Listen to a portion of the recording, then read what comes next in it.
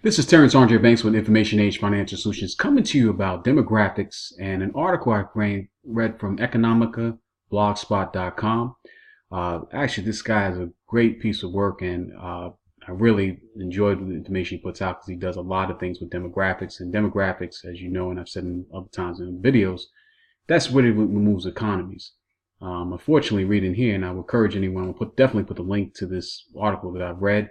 It looks like this might be his last blog article as his hobby.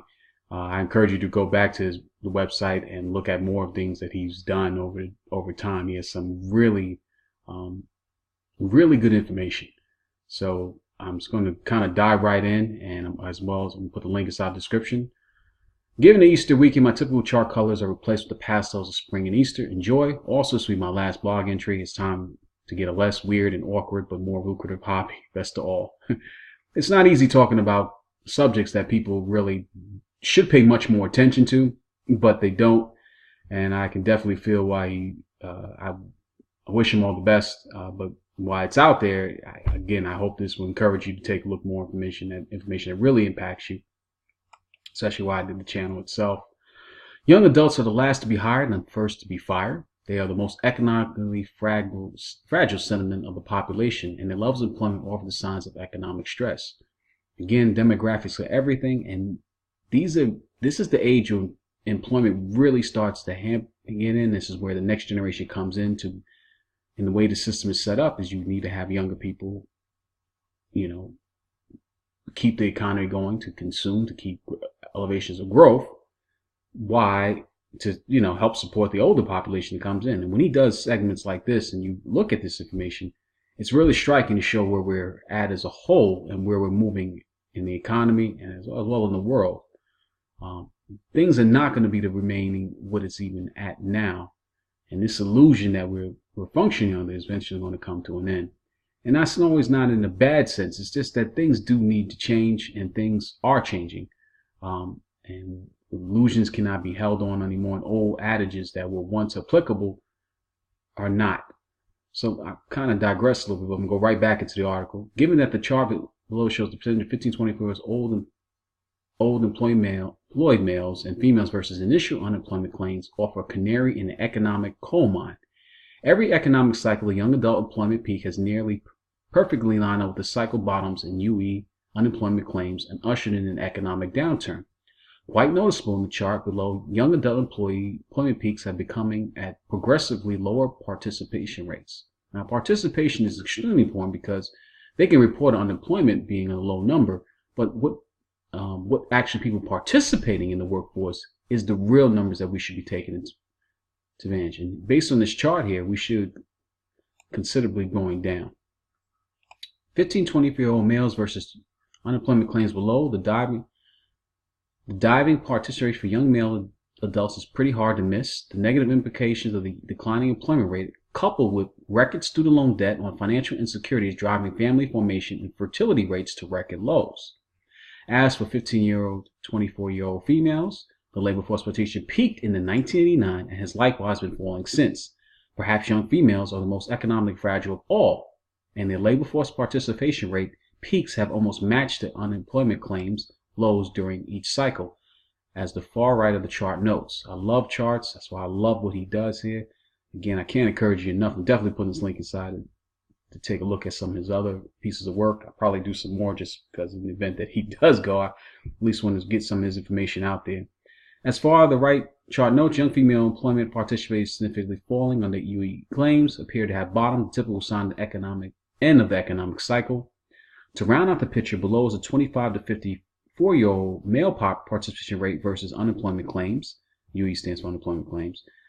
Unemployment. Again, sliding male participation rates have been the norm for decades, and at present levels, full employment has likely been achieved.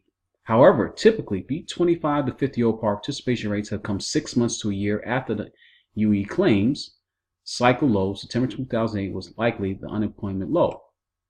Again, you see the declining charts of people participating and how they reach their peaks here. 25 to 50-year-old female employment percentage versus unemployment claims. Female participation rates rose rapidly up to 2000, but have been struggling to regain their peak ever since. Once at these levels of employment, recessions have ensued.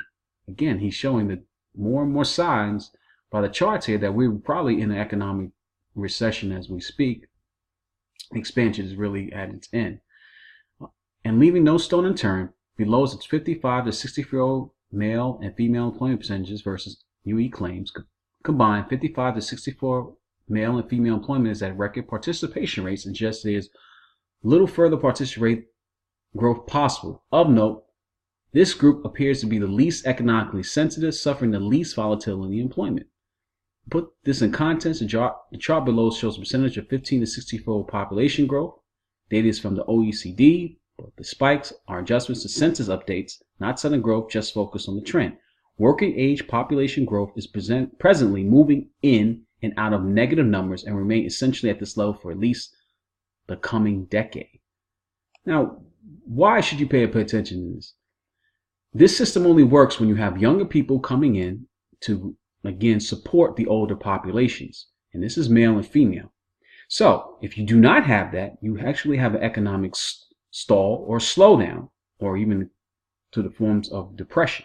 Because our economy is based on, with a 70% consumption economy, that 7 out of 10 transactions you're doing, it means you have to buy or consume something that stalls. It doesn't work. Just to put it plainly. So what this thing shows here, and it's dropping down here in terms of the numbers itself, we're really in a different kind of time and age. Below, working age population growth versus annual federal debt growth as a percentage of total debt and federal funds rate. As population growth and potential consumer growth decelerates, so do interest rates to encourage an organically high economic growth via federal corporate and personal debt. So the only way to keep the growth going, essentially, is to continue to get people to get into personal debt. Given a recession is highly likely at this point and population-driven growth is essentially zero, a similar or even larger growth in federal debt should be anticipated alongside ZIRP, zero interest rate policy, and or NIRP, negative interest rate policy, as well as further quantitative easing, money printing. So we expect to see more interest rates be down to zero, near zero, or even negative to continue the growth to go on to keep this economy going. A 22% annual increase in federal debt would equate to $5 trillion increase in the first year of the next downturn. This would, on a year-over-year basis, be expected in order to have a similar stimulative impact as those previous 22% maximum federal debt delusions of 83 and 809. Both of these times were recessions. 2009 was the worst one we had since the Great Depression. Financial chart shows the unbelievable rise in federal debt per capita of the 15 to 64-year-old U.S. population from 2008 to present. The debt per 15 to 64-year American has increased by 60,000, or 225% increase. And this doesn't even begin to count for the large unfunded liabilities, which I talk about a lot, is how much the pension problem is going to be an issue. Given the minimum working age population growth in an upcoming decade and likely federal debt deluge, this number is set to skyrocket. The chart below allows also guesstimates the impact of a 20% federal debt stimulus on a working age debt per capita. And you see it here.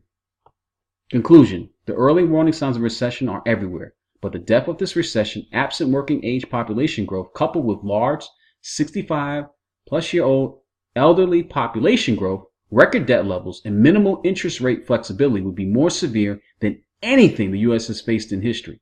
This is not business as usual. This is not business as usual, and this is likely the U.S. and most nations' last chance to prioritize and strategize for a best possible outcome in a new and entirely different era.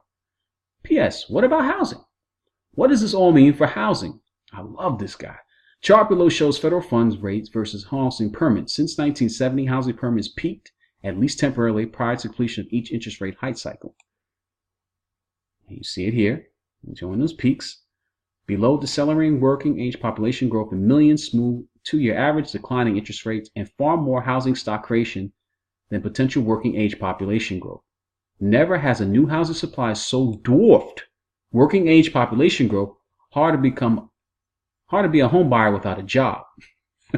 Well said, my man. Well said. And this is not talked about enough, that we do not have the population that's actually in the workforce to support even the growth and the way things have been going. Finally, housing stock creation peaks in relation to employment. Percentage peaks of the 25 to 50-year-old population. 2018 looks like an awful lot like 1990, 1998, and 2006. Again, recession times. Really enjoyed this article. Really enjoyed this guy's work. The site is economicablog.blogspot.com. Demographics is everything. Put a link inside the description. This video has been any value to you. Please subscribe. Leave some comments. Think about things differently, because we're in the most fascinating times to ever be alive. And it will not be the same as generations in the past. Until my next video, I'm out.